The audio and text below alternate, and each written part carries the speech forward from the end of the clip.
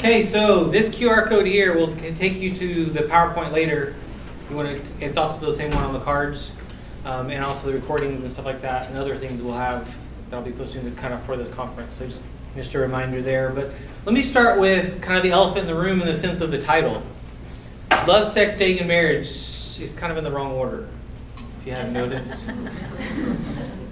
Had a lot of people over the years had this title for a long time. And they're like, that's the wrong order. I know. It sounds better that way. It's also the way we're doing things nowadays. It's messed up. So one of the goals today is to give you a framework that's different. Many of us have heard the word dating and heard the word courting, but half of us use it in different ways than others. And so what do? We'll kind of talk through that.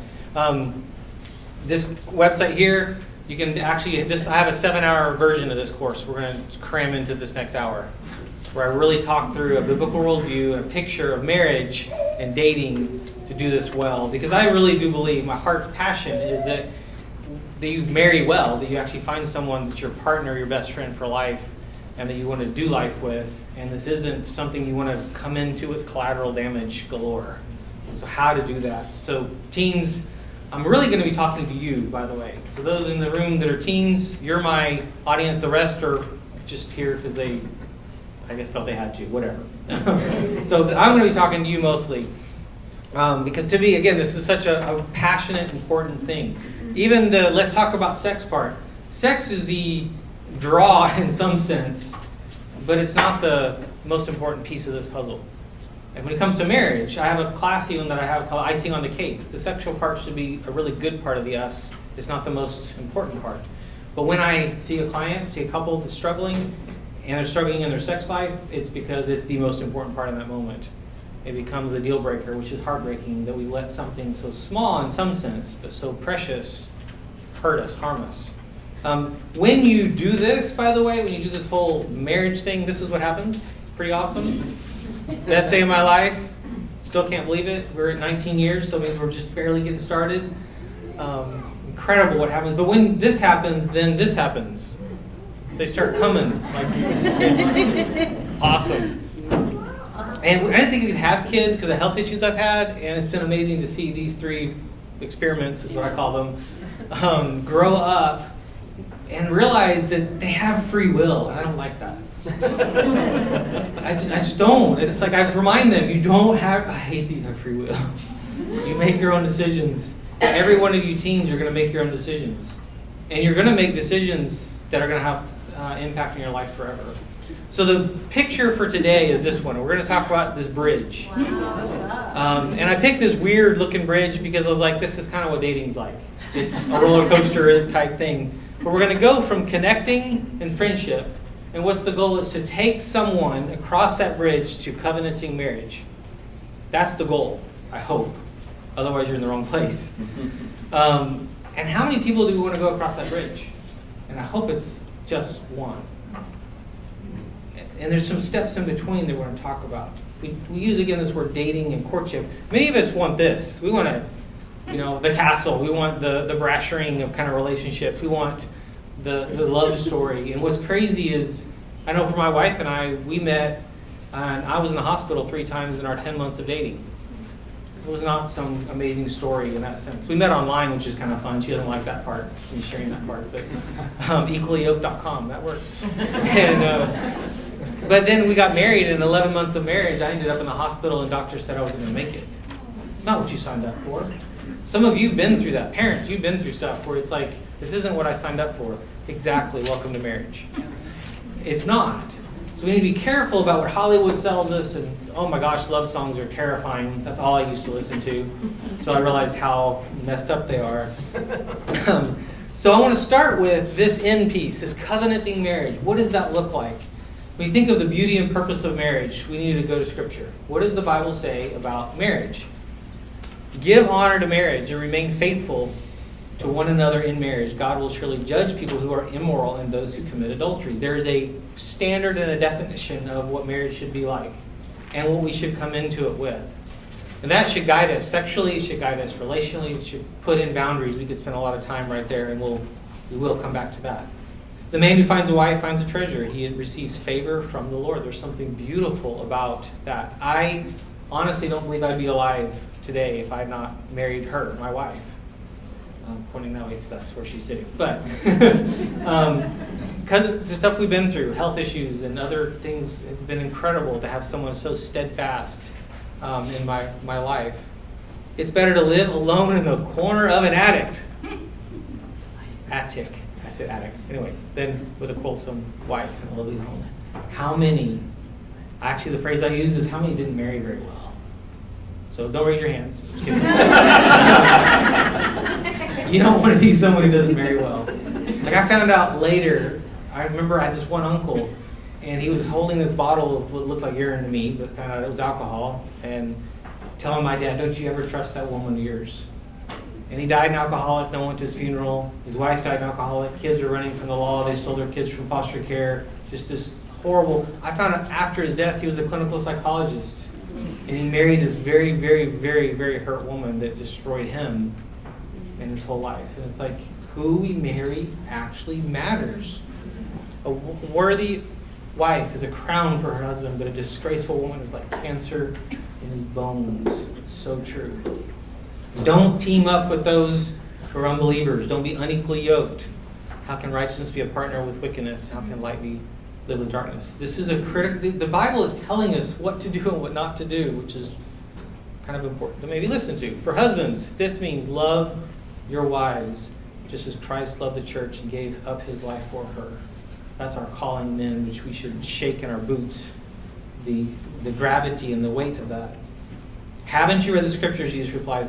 They record at the beginning God made them male and female, and he said, this explains why a man leaves his father and mother. It's the process, and joins his wife, and the two are united into one. Since they are no longer two but one, let no one split apart what God has joined together.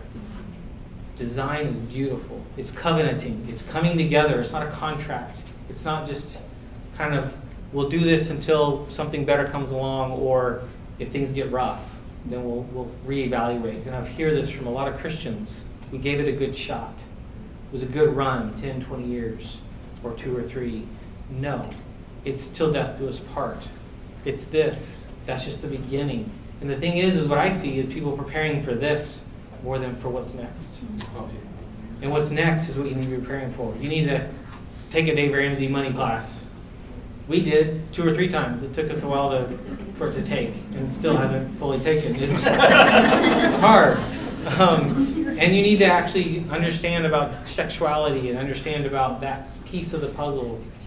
You're going to have 2 different worlds that are coming together in marriage. What is another critical piece of marriage? It's procreation.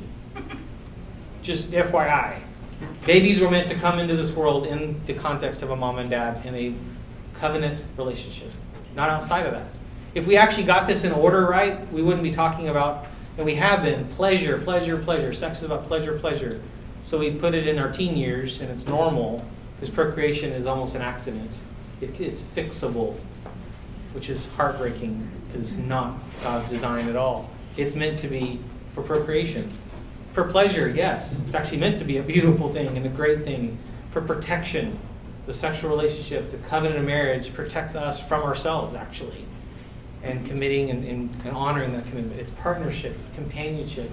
It's someone to journey with and do life with. It's perseverance. That's what this is in terms of what it's meant to be, that I hope you teens want.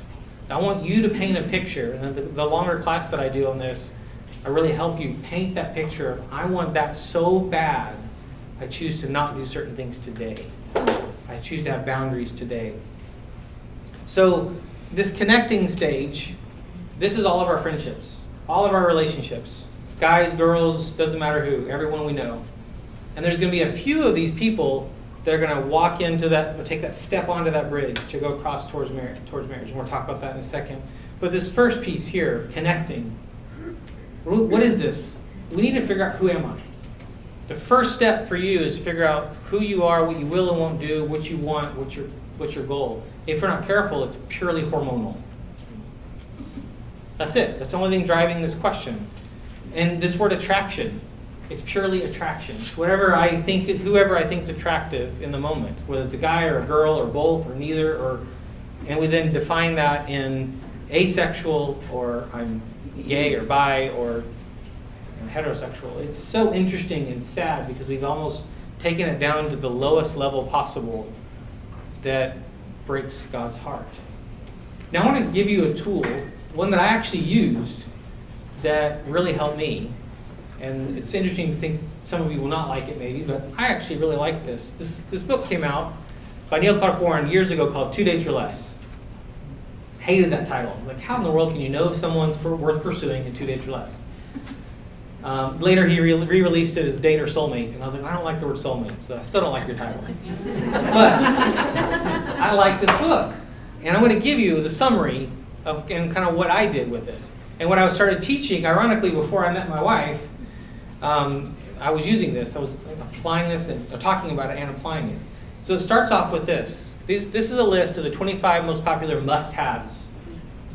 By the way, this is your shopping list. Yeah. What are the things that you would put on a list that you would not settle for not being on that list? And what you start realizing is, for many of us, we start filling in that blank, the silhouette, no pun intended, of the kind of girl or kind of guy I would be attracted to. And I was like, I'm not talking about that. I'm talking about who they are, what they represent, what they're willing to fight for. And so you start doing this, you start realizing there are some absolute non-negotiables for you. And so his push is, in 2 dates, you should be able to find the answer to these 10 things. You should be able to know. Which, ironic, my wife found my list with other girls' names written at the top. Check marks. That was a fun conversation. So the rules here for this is to decide on what you would rank as your top 10.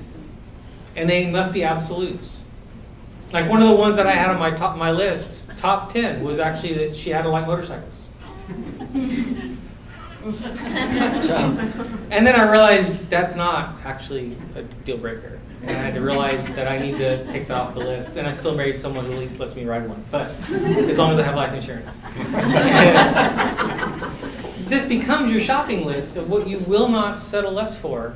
My wife and I don't drink, never had a sip of alcohol.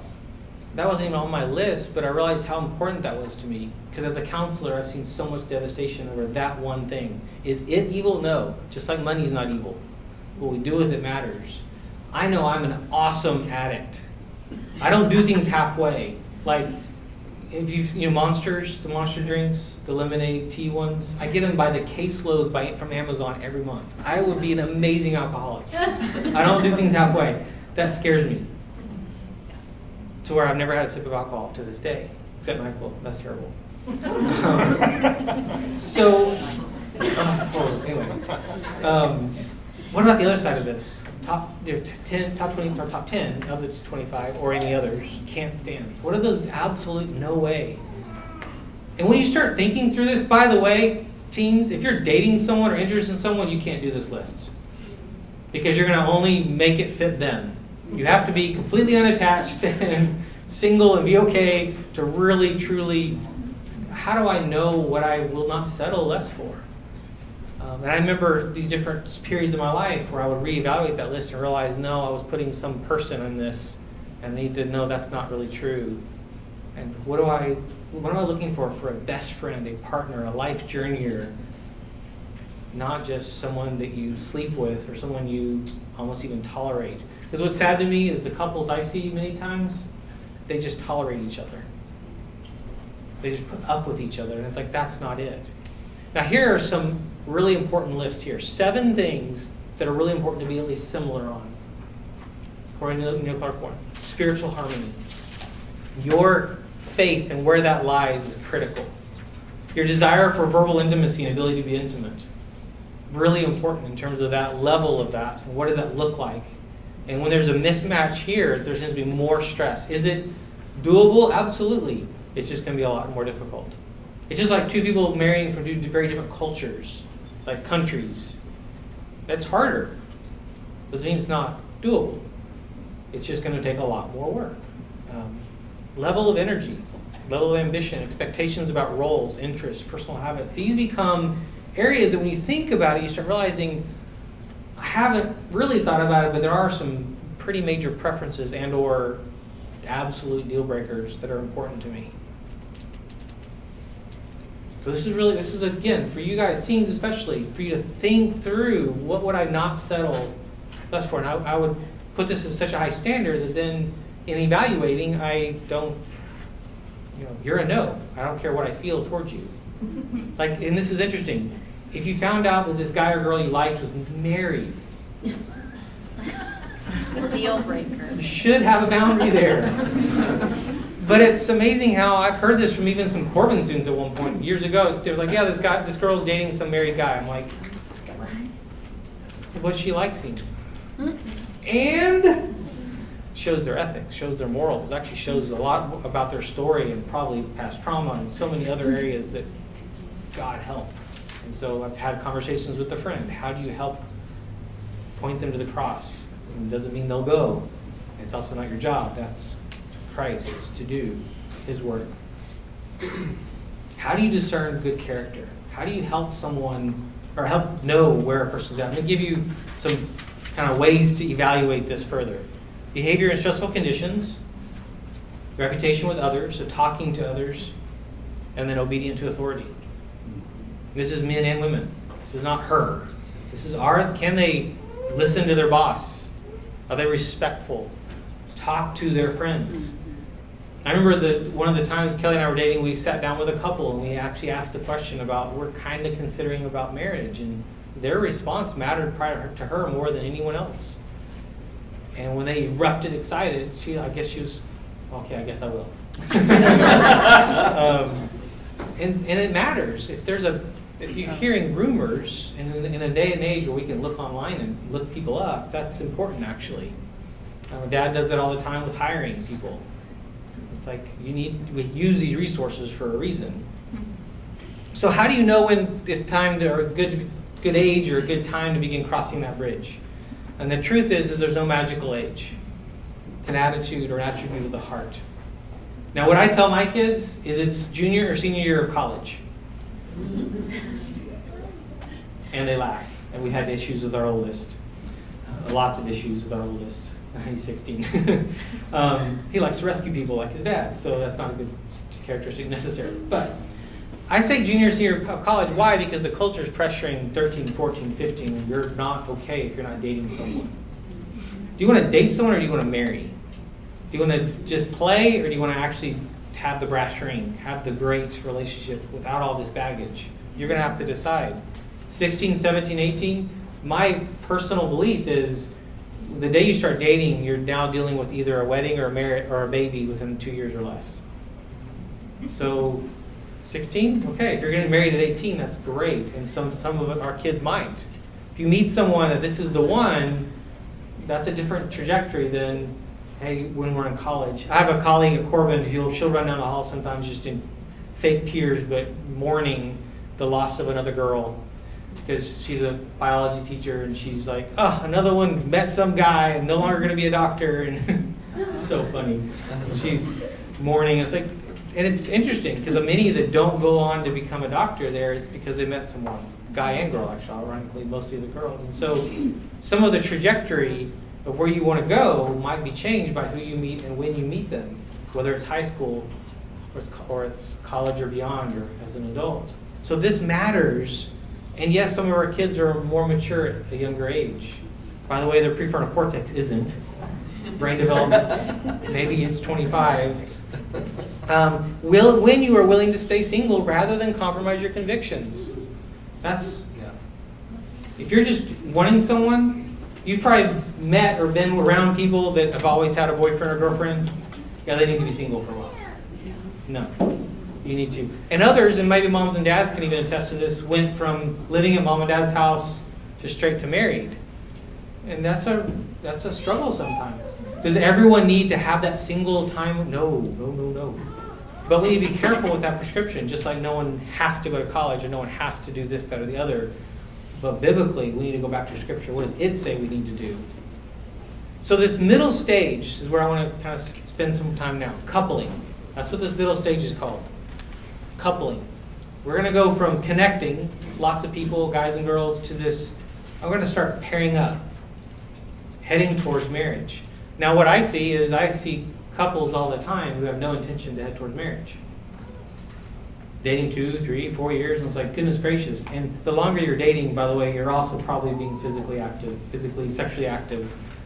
I've had a couple that I'm blown away, 6 or 7 years dating and still virgins, and like, you are a rare breed. Bless you.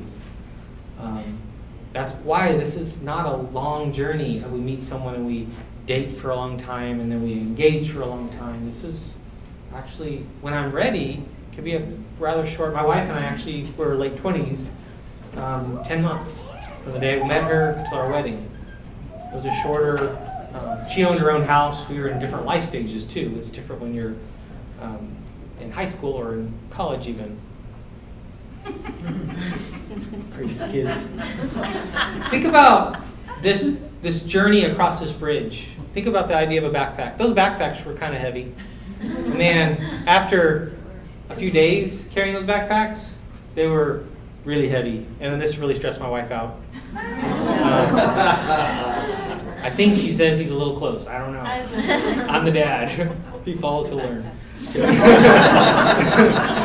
Just kidding. I was stressed too.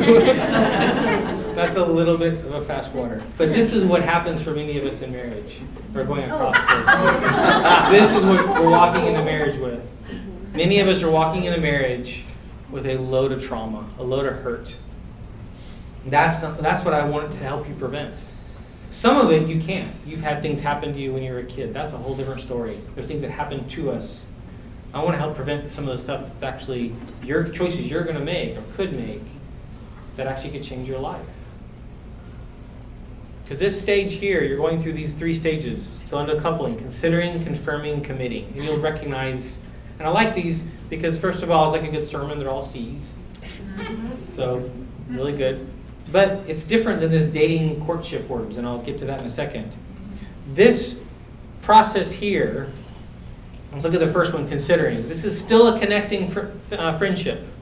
But this is where you're prayerfully considering a person to go further than that. Separately, so talking to friends, talking to family, but also together. Again, another thing I don't see. We kind of like each other, let's hang out. There's not an intentionality with it. And a lot of time is wasted and a lot of hurt happens during that stage. So this is an intentional heading towards covenant marriage. That's, again, a critical piece. So once a person has been considered, the coupling dating or dating process starts. The goal of a great date is to build respect for one another. That's another whole different anomaly from our world of, did you shave your legs today or did you prepare for sex, basically, which is a heartbreaking instruction from friends oftentimes that's beyond biblical. It's not okay at all. A great date is not centered around entertainment alone. It's about quality time, what you do. What you do on these dates are important. How you spend time with this person is really important, and in a safe environment. We're going to go meet up at a party, and I'm going to go be at a place where I don't have a car, or I don't have a way to get out, or a place that I don't know. Goodness gracious, no. When I met Kelly the first time, we had talked for a week on email and phone, and then she gave me her address. So show up at her house an hour early, because I'm early. Stalker. And the first thing I did was chew her out. Don't you ever, I never thought I'd see her again, don't you ever give some strange guy your address. You're 2 single women living in a house. No, meet in a neutral location. So we went to Cracker Barrel, had a great date, took her home, shook hands, and she thought we'd never see each other again. She said yes to a second date just to be nice, because, yeah, I'm a mess. But, I told her my life story in the first date.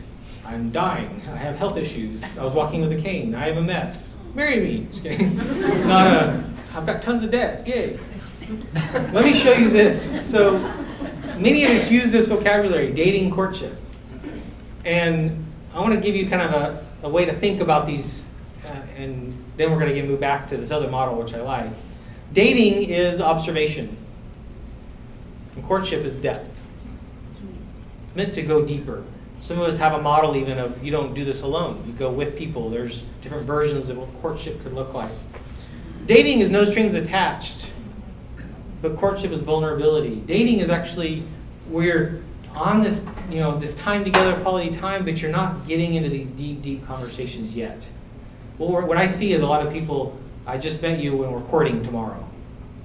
if you go by these definitions. We've jumped way too far into the conversations that's not ready for that. Dating is time allotment versus purposeful. We're trying to head somewhere. If you're going to date for dating's sake, there is no goal. Courting is actually a picture of marriage. It ought to be, at least. Dating isn't in itself. Courtship is moving towards marriage. Or I like this one. Dating is marketing and courtship is the close. Like that. Dating is actually one or more people, and courtship's exclusive. Now, can you imagine you could go out with one person Friday night, another Saturday night, and another Sunday night? If you're actually not touching, you're not sharing deep, that's what dating should be. I don't see that in our world anymore. You should be able to, this is speaking more to college students, you should be able to go to the dining hall with a friend and not the whole place say, hey, they're dating now. Because you sat together. And that's what happens in school, that's what happens in college. It's like, who cares what they think? Spend time in your safe environment. But dating, it's just one or more people. Exclusive. Both of these ought to be filled with respect. But a bad date can cost you time, money, and be an annoyance. A bad courtship can cost you a little piece of your soul. That's why we need to be careful what we're getting into. Why are we spending time with this person? In spending time with this person, what do others have to say about them? Have I talked to others? Have I polled my committee that I have over here that I put together to help protect myself from myself? Which, by the way, some of you need, because you're attracted to the wrong people.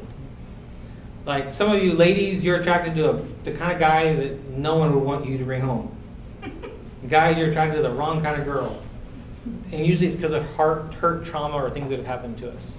We need to be able to have people we come to and say, hey, do you see something that I don't see? And trust them enough to do what we would do as a breakup if they said, I think this is not healthy.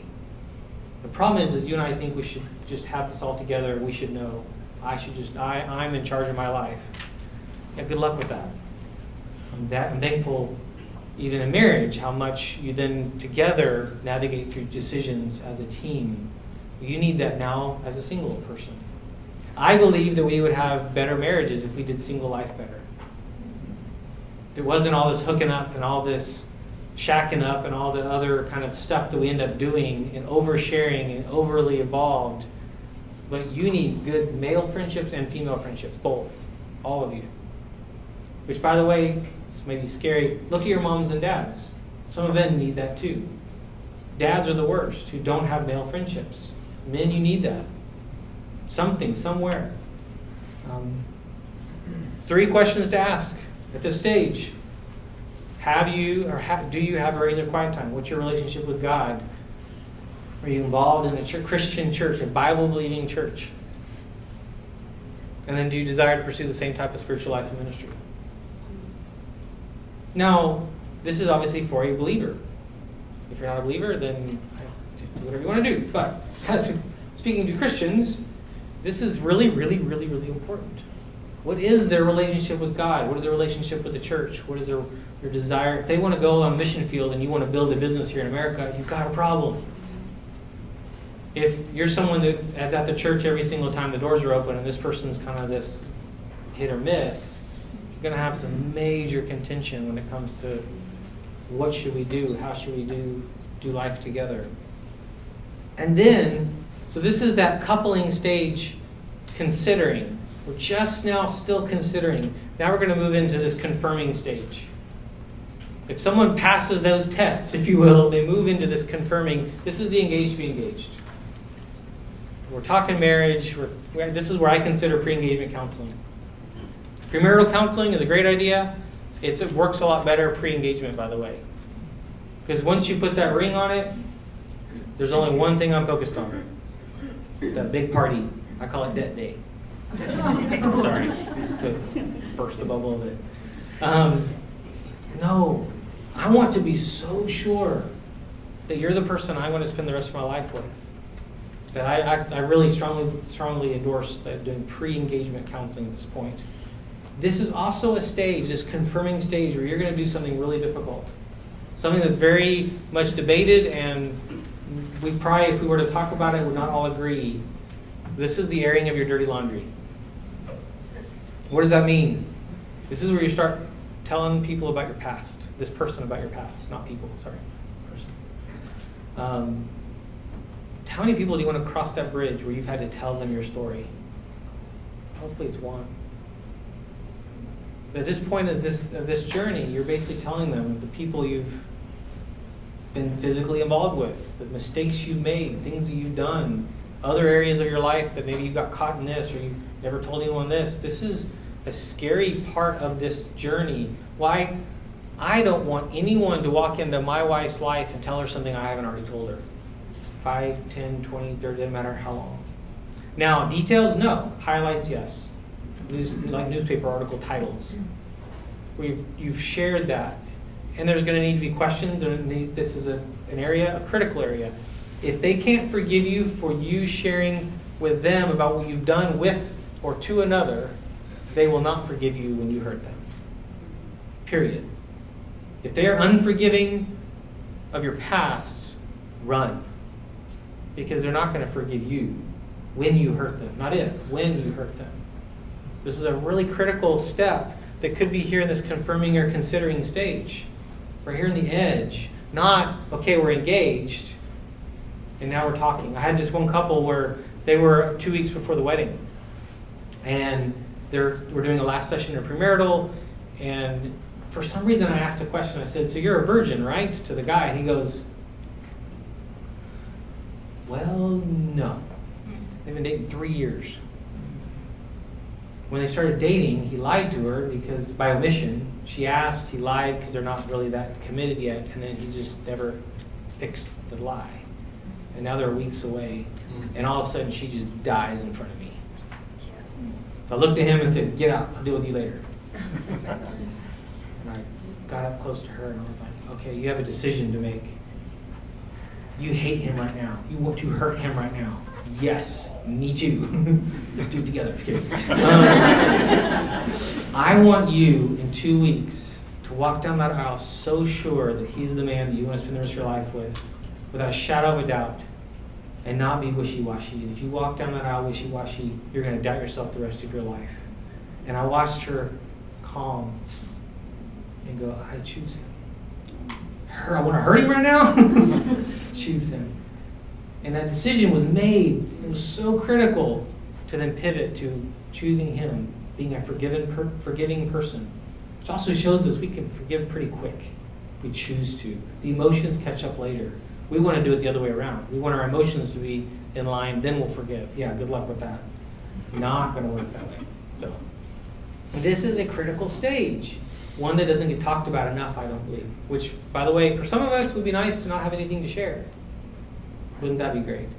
I assume every couple that's dating is having sex, because I'm a counselor and see too much of the unhealthy stuff. So I'm blown away when I see couples who are dating, they've been together a while, and aren't. They've actually had boundaries and they're keeping those. It's beautiful. It can be done. This stage here now, to continue this, you're continuing to evaluate. You're using wisdom here. Wisdom to properly evaluate their character, standard of moral uprightness, personality. What you see is what you get. If this is who you marry, and they never change, which we all change, but if they never change, yes or no. Versus, this is my project. Don't marry a project. My wife and I, we got married. What was scary is I found out she was talking to her mom while I'm in the hospital, and her mom was saying, if you marry Corey, you're going to actually take care of him the rest of your life and work the rest of your life, because the doctors were saying I'd never have a job and I'd never work. Humbling to me, she said yes. And she's been a stay-at-home mom for the last 14 years, so God's awesome. We need to evaluate with what we got. If that had been our life, okay, that's it. We don't know what the future holds. Another key is conflict resolution. Number one thing that we can actually look at prior to the wedding and predict the outcome of marriage is how you handle conflict. Number one thing. So premarital, pre-engagement counseling, that's what I do. So we look at how do you handle conflict, and that's a key area that if it's a constant struggle, it's only going to be worse in marriage when you're living together. In the end, it should be easy and negotiable. It should be. Is it always? No. Well, we get into those seasons. You need to have the same standard of moral uprightness. Of your values need to line up. That's back to even that faith piece, which is really critical. And this ties into communication. There needs to be sensitivity, honesty.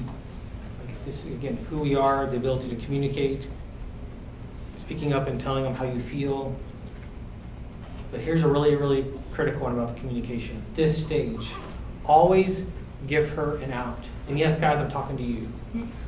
Always give her an out. Let me give you an example of this. I used this actually with Kelly. I was teaching this class, by the way, when we were dating. Kind of fun. Teaching this 12-week Song of Solomon class, which I'm speaking for like 3 hours, and then we're walking around this pond afterwards talking about what I just said.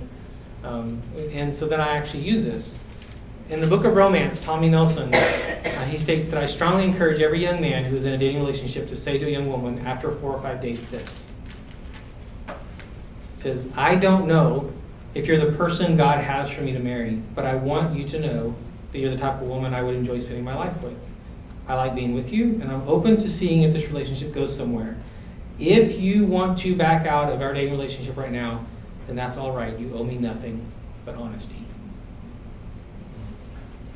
And I said that to her multiple times. I don't want someone just to settle for me or to feel trapped. She is now. She's married. But there's another side of this too. If you discover after a few dates that a young woman is not the type of person you want, don't just text her. Be honest about your feelings and forthright about your intentions. But what do I see? They've been dating 2-3 years with absolutely no intent to get married. And messing around with body parts that they're not supposed to be playing with, and they don't have clear boundaries. This is a problem. And this is why this is so important to talk about.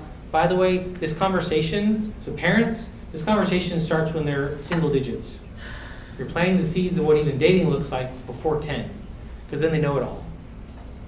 At 10, 11, 12, when they know it all, you're done. That's scary, I know, but anyway. When they know it all, they're not going to listen to you. So you're planting these seeds early, and then you're helping shape and guide that and getting guardrails. Be careful not to share too much, too fast, too soon. That's why this journey across the bridge is important. Hands. Careful. They bind. Don't kiss until you're willing to be responsible for their heart. This is not normal to hear.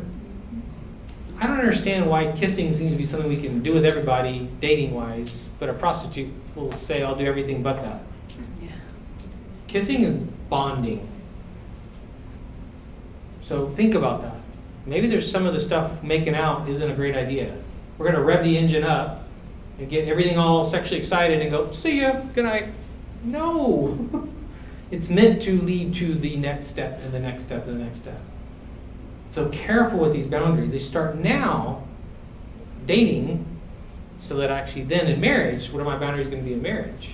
And really, I work with too many affairs, too much adultery. Ironically, one of my favorite areas to do counseling in, to see God do absolute miracles in families and keep families together. I love it. It's just heartbreaking. She watches me come in the door sometimes, go straight to bed and go to sleep because I'm so exhausted. And then a few weeks later, it's neat to see again what God does, and I love that. Too much of a good thing builds resentment. What happens with the physical and sharing too much is it's bonding, but it's premature.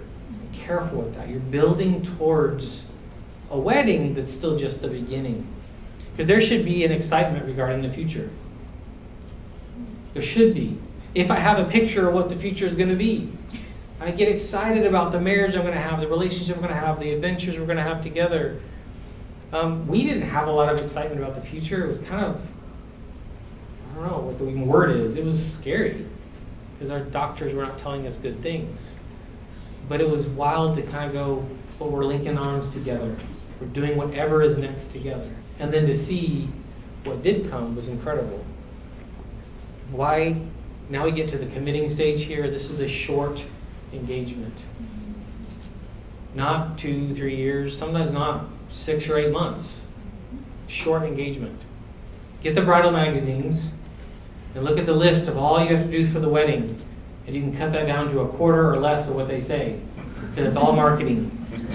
Ugh. I'm a certified wedding planner. I did that before I met her. I was desperate.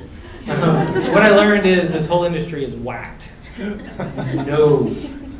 And if you met someone, you can have an incredible wedding. It doesn't have to cost you a fortune. And it's just the beginning of an incredible life together. Let me give you, this is really interesting. So Shanti Feldhahn, researcher, she actually had this question. She said, what's the divorce rate? Which is, what do you hear? 50%. 50%. Where's that from? And she's like, I can't find the roots of that number. And so she started researching, and she said it's never been 50%. It was a made-up number decades ago. No way. Which means people like me have actually scared couples and others. Half of you are going to divorce. Good luck. No wonder we have such fear of marriage now. And she found that at the height of, and she's got parameters that takes out widows, and even if you're living together. For those that get married, it's been maybe in the 33%. But there are some key factors that if these are in place, it drops down to the teens. The teens. Now, I remember about probably 10 years ago hearing that, but in the church, it's like 60+%. All made up. Not true. And that needs to be an encouragement. It makes me mad, but it needs to be an encouragement. There is hope to build an incredible marriage. So let me give you some of these predictors of a healthy marriage that she found in this research. I love what she's done. She's a Harvard-trained researcher, solid believer. Just love her work. These aren't in order in terms of numbers, but one of them was church. Actively involved in a church. That's changes the divorce rate, lowers the divorce rate. Relationship with the Bible, reading the Bible together, separate. How you see God's word lowers that divorce rate. Do not live together. All the data shows living together increases the divorce rate. You're more likely not to make it. Even secular research says, yeah, living together is not a good idea. Yet, that is on the rise right now. Especially if you think of what the cost of rent is. It just makes sense. We just should move in together. No, you should get married tomorrow. And then move in together. Move the wedding up. And I've seen that. I've seen couples who are like, we've met for premarital, and they come back a week later or a few weeks later, and they're like, yeah, we moved the wedding up. It's like, good. If you know this is the person, stop playing games. Move forward already. If they're not, run. So, crazy people. This is an interesting one, though. This one was getting married after 24 actually decreases the divorce rate. Why? Prefrontal cortex development. And there's some important factors. By 24-5, you tend to know more of where you're heading. Like when I met Kelly, she owned her own house. She had a great job. She wasn't trying to figure herself out. I was a mess. But I was in counseling practice, and I was established. I was working on my doctorate at the time.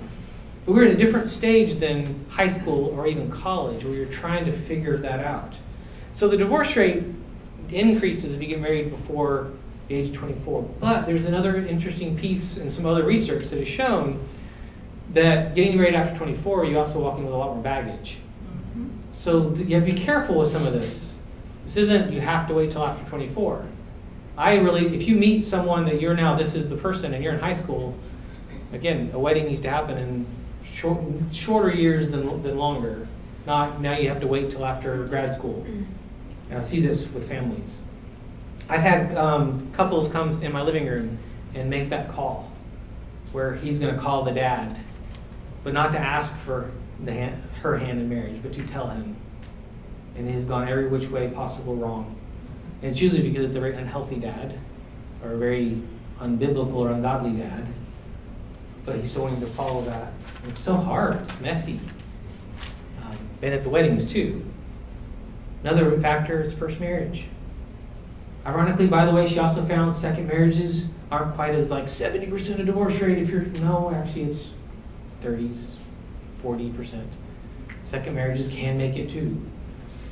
You just have more baggage. It really is sad, but you have less chance. Community of supportive friends and mentors. Who you have in your life. The key people I hear in stories is coaches, teachers, and youth pastors. I've also seen those same 3 are the ones that hurt people. So it's hard to know who you put your kids around. You send them to so-and-so group. Who that coach is or who that leader is actually matters. I've seen friends of ours put kids in scout groups that have a horrible leader and have abuse happening among the boys. That's the leadership. I'm a scoutmaster in our Boy Scout troop. Part of the selling point to me is this is about building a band of brothers for our sons, but also for us dads. I need mine, and those become mine. Those are the guys I call in a heartbeat. The dads that I do scouts with. But here's the last one she found. It was early. It's not the last, but college education. College education drops the divorce rate. And I'm biased. I'm a college professor. I actually think it's important. Is it the only piece? No, look at all that. I think one of the most important things here is a person of faith that shows they're a person of faith through their actions can absolutely change the future when it comes to this process of connecting, coupling, covenanting, and changes the future of our kids and our ability to do this well. And I like that.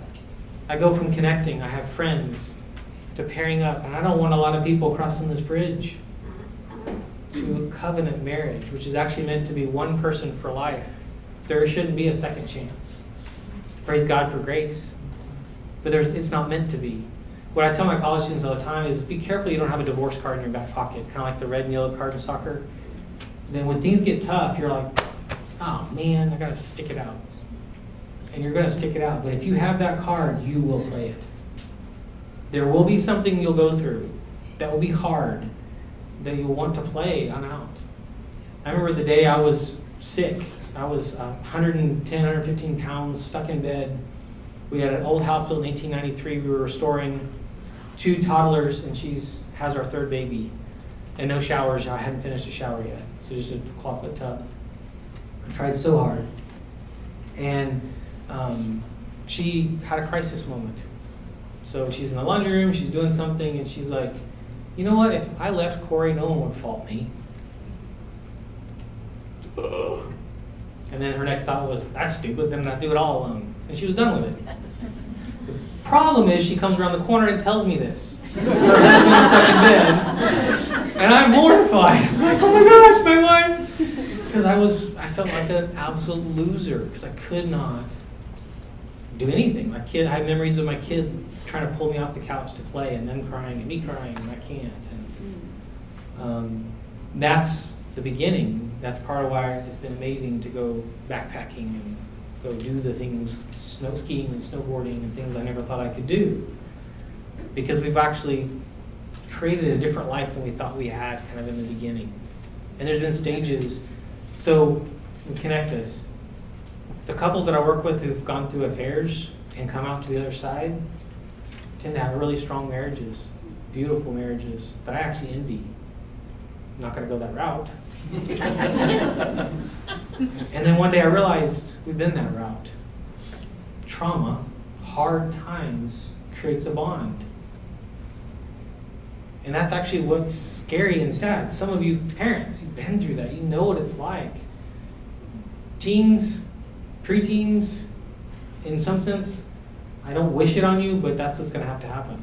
What are the hard things you're going to go through that's going to make you into the man or woman that God's going to use? Not only out there in other jobs or other kind of stuff, but inside, as a husband, as a wife, as a mom and a dad. Because I look back at that season and it blows my mind where we've come from, how we've come from that, and where we're at in our journey. May you marry well. That's to me the most important piece of this. May you marry well. A best friend, a person that you would be so proud to show as yours to do life with. You don't know what's around the corner. Because for us, it could have gone very different. I could still be in bed. I could still be stuck. We would have a very different life. And so evaluating that future and evaluating these things, go back to those top 10 must-have, can't stand. It's kind of cheesy, actually. But it's not when you really think through, I want to use wisdom. And God, I don't know. The kind of women that I was attracted to or I wanted to date were all opposite her. It's so funny to think about that. And then I meet her through this dating thing, and it's like, she's the only one my age. That's all. And it was really, and she actually emailed me first, which I have to always remind her she's the one that made the first move. And then 10 months later, we're walking down the aisle. She's walking down the aisle. It's just beautiful, but that's just the beginning. This is still just gets us into the marriage. We haven't even really spent that time. So then what is marriage? And that's where the rubber meets the road of how do we do life. You teens, by the way, you're watching your moms and dads. And hopefully others in your church or others around you, you're watching other parents evaluating, I would love to have a wife like that, a husband like that. I'd love to be someone like that. The more people you can kind of have in your circle that you're watching helps you evaluate. Because you're not your mom and dad. But if you're not careful, you'll become your mom and dad. And so have these people in your life. Get involved in, if you're involved in some kind of sport, watch your coach, watch different people, and consciously do this. You're doing this unconsciously. You're taking in all this stuff unconsciously. I want you to do this consciously, to very intentionally go, you know what? The way he treated her, the way she treated him, yes, I want that. Put that away, file it away. What that's going to do is protect you from yourself, because you're your worst enemy, because you're going to want to settle for something else and not have the most amazing relationship that God would actually want for you. I don't mean perfect, and I don't mean easy in the end. Life will happen. But best friends, that when I look back at that time with my wife, it was hard, but we don't have ill feelings through that, because we were journeying through that together as a team, which now makes decisions today a lot easier to make as a team, which is really important. So, if you need anything from me, you can go there. Thank you so much for coming. This links to the PowerPoint. I'll have that up later today, and then video stuff as well. And it's been an honor to come and be a part of this. So blessings.